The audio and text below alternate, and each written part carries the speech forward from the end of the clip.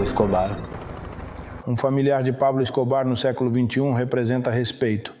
E sou o último Escobar que nasceu enquanto Pablo ainda estava vivo. Porque sempre fomos perseguidos, seja por ser o sobrinho de Pablo Escobar, ou por ser o neto de Roberto Escobar, ou por ser o filho de Nicolás Escobar. Eles nos substituíam tudo por coisas materiais. Nós sabíamos que não podíamos sair de uma fazenda, mas então, nessa fazenda, tínhamos cavalos, esquis, motos, quadriciclos, buggy, carros e podíamos fazer o que quiséssemos. Bom, sim, todo mundo sempre diz, ai que bom ser o sobrinho de Pablo Escobar, mas houve muitas coisas que tivemos que deixar para trás. Qual é a mensagem? Que venham e conheçam essa verdade.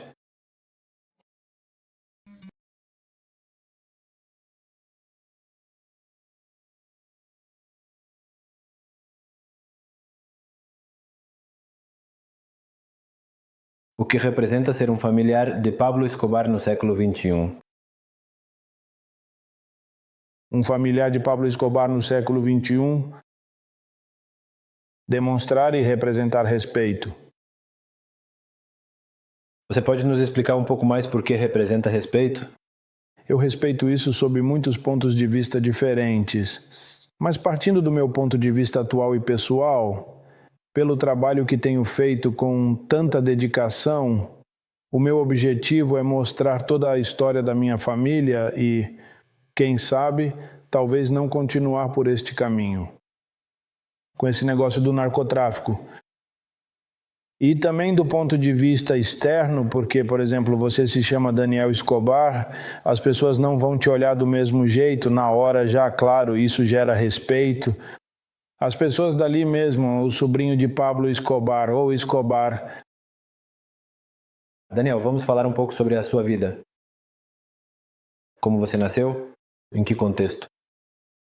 E o que seus pais, seus avós, seus irmãos falam para você sobre esse contexto do seu nascimento e os meses posteriores a ele? Bom, eu nasci em plena guerra e sou o último Escobar que nasceu enquanto Pablo ainda estava vivo. Eu nasci em 14 de setembro de 1993, quando minha família estava fugindo da Colômbia. Eles estavam fugindo por mais de 7 países e aí minha família entra ilegalmente na Espanha e eu nasço na Espanha e, inclusive por toda essa perseguição que minha mãe sofria, ela não faz acompanhamento do seu pré-natal. Na Alemanha só davam uma refeição por dia para ela e quando eu nasço na Espanha tenho muitos problemas. E nasço com um pulmão perfurado, resultado desse estresse de toda essa guerra e perseguição. Nesse contexto, como são os meses posteriores? A questão da saúde dela, a morte de Pablo Escobar, toda essa guerra e o foco que vocês se tornaram como familiares de Pablo Escobar, praticamente era um alvo militar para os Pepes? Acho que esse foi o momento mais difícil para a minha família. Tenho certeza de que para o meu pai foi o momento mais difícil da vida dele. Por quê? Porque eu nasci em 14 de setembro, fiquei um mês na UTI. Clinicamente, eles tiveram que me reanimar 4 vezes. Passei um mês na UTI, saí desses cuidados intensivos em outubro e já no dia 2 de dezembro de 1993, pela manhã, os Pepes matam o filho de Gustavo. À tarde, Pablo se suicida às 3 da tarde, depois, em 18 de dezembro de 1993. Depois disso, meu avô ficou cego e surdo na prisão de Itagüí, de segurança máxima, e então, mais ou menos 2 ou 3 meses depois, minha tia nasceu sem dedos nas mãos e nos pés por causa dessa perseguição, já que a mãe dela era submetida a raio-x durante as visitas à prisão do meu avô. Então esse é um momento em que se viveu muita violência na minha família. Eu diria que esses 6 meses foram muito violentos para a minha família. Com o passar dos anos, você poderia me contar qual é a primeira lembrança de Daniel Escobar? Qual é a primeira lembrança, como criança, de perceber que talvez você estava em um contexto totalmente diferente do da maioria das crianças na Colômbia? Esse momento nunca vai sair da minha cabeça. Eu me lembro da primeira permissão que deram ao meu avô antes de ele sair. Da prisão que deram para ele ir até a fazenda em Manizales. Inclusive, há algumas fotos dele com Otoniel, com Otto, Otto, um dos que trabalhou com eles, foi nesse dia para essa fazenda. Eu me lembro que quando deram essa permissão ao meu avô, eu cheguei naquela fazenda. E a gente sempre ia ver meu avô, supostamente indo para a universidade, mas na verdade indo para a prisão. E chegamos na fazenda. E meu avô estava com todos os seus seguranças e eu me lembro que a entrada tinha 1 quilômetro e dentro da fazenda era mais ou menos 1,5 quilômetros.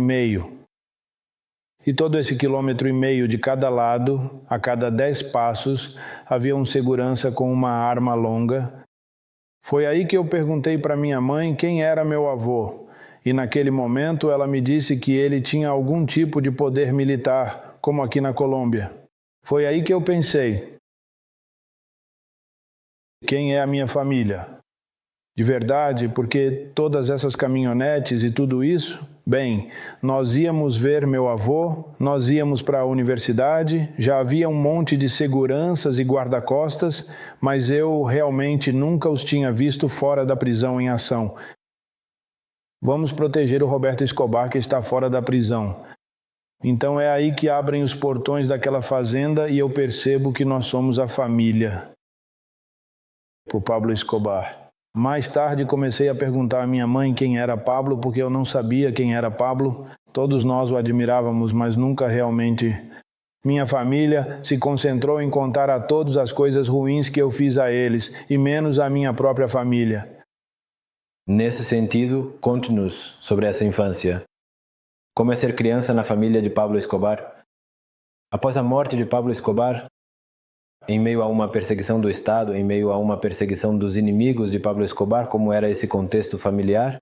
Bem, embora nós sofrêssemos muito com a perseguição, sempre vivemos muito bem porque sofríamos a perseguição e onde nos refugiávamos, nossa família queria que estivéssemos muito bem.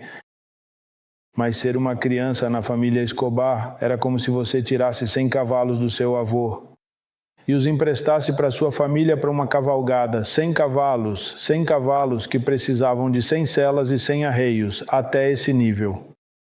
Ou que meu avô, você sabe que seu avô comprou 12 caminhonetes do ano para distribuí-las. Isso era mais ou menos o que a gente vivia naquela época. Há um conceito que você mencionou em uma entrevista recente, que era o de uma gaiola de ouro. Explique para nós o que significou ou o que significa para você ter vivido nessa gaiola de ouro. O que é uma gaiola de ouro para mim? Era poder estar em uma determinada região geográfica, talvez em apenas alguns poucos metros de uma região específica, onde nós estávamos nos escondendo das pessoas que estavam nos perseguindo incansavelmente, e que minha mãe estava fazendo de tudo para que finalmente pudéssemos ser felizes. E nosso pai nos substituía tudo com coisas materiais. Ou seja, nós sabíamos que não podíamos sair de uma fazenda, mas então, nessa fazenda tínhamos cavalos, esquis, motos, quadriciclos, buggies, carros, e podíamos fazer o que quiséssemos. Mas também sabíamos que não podíamos sair, ou pelo menos contar. Que a gente ia e se mostrava na rua levando uma vida normal, e na fazenda tínhamos de tudo. Mas não diga que você tem isso porque nos matam. Não pode dizer que é sobrinho do Pablo Escobar porque nos matam. Não pode dizer que tem essa outra coisa porque então vão nos perseguir. E era difícil para uma criança